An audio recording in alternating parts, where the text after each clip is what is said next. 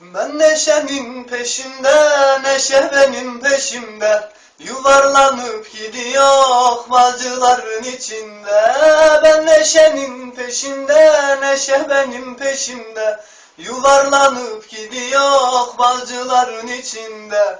Bir yare tutulmuşum, gözleri sanki esrar. Baktıkça kafam döner, yare harmanım harman. İçmişem sallanıyorum, yolumu bulamıyorum. Kime sorsam bilmiyor, kaybetmişim yolumu. Gene bir otku var, önümdedir hep kovam. Yokluğuna içiyorum, yokluğuna içiyorum. Special for Tarık Oruç. Seviliyorsun adamı.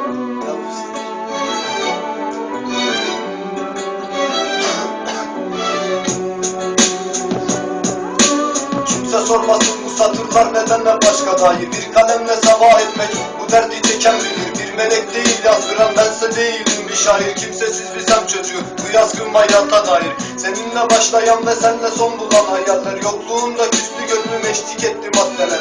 Tutunacak dalım yoktu etrafımda kahveler. Hayat böyle zalim işte dostun olur dert keder. Bir dumanla başlamıştı annemin feryatları. Peşimde koştu durdum bir kez olsun yılmadı. Ondan başka kimsem yoktu. Affet ayırtmadım ben bu hayatta mutluluğu bir kez olsun tatmadım. Bilirsin öyle kolay ağlamam huyum. Bu gözlerime kan birikir ayrılık ölüm gibi. Ve bir kez olsun otur düşün hak ettin mi sen beni? Lanet olsun ben kadın bu gidişler çözüm değil. Yalan mı söyle şimdi candan öte sevmedim mi? Ben direnirken hayata terk edip de gitmedim. Bir kez olsun yürekli ol ve anlat lan her şeyi. Duysun bütün cümle alem nasıl sevmiştim seni. Sıralı hayallerim yaktım attım hepsini. Ve lanet olsun gelme kadın istemiyorum lan seni. Sıralı hayallerim yaktım attım hepsini. Ve lanet olsun gelme istemiyorum lan seni. Maddeler esaretinde yazdığım bu cümleler. Ve beni benden alan hayal sırtımda derkeler. Trilyon düşüncelerim uyutmuyor maalesef. Bu göz atlarımdan çana umutlarım neredeler? İlk defa yaşamaktan da nefret etti duygular. Ve hücrelerim savaş içinde huyum değil yenilmek. Ters düşemem hayallerle hayat bana bir şans ver. Bu gece böyle bitmemeli.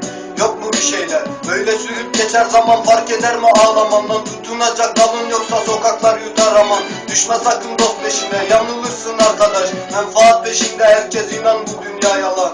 Ben aşkı anlatamam kağıt kalem az gelir. Daralır bu sol yanımdan koca dünya dar gelir. Kolay değil seni yazmak her kelam olur zehir. Dolar gözlerim ağlarım doğan burada can verir.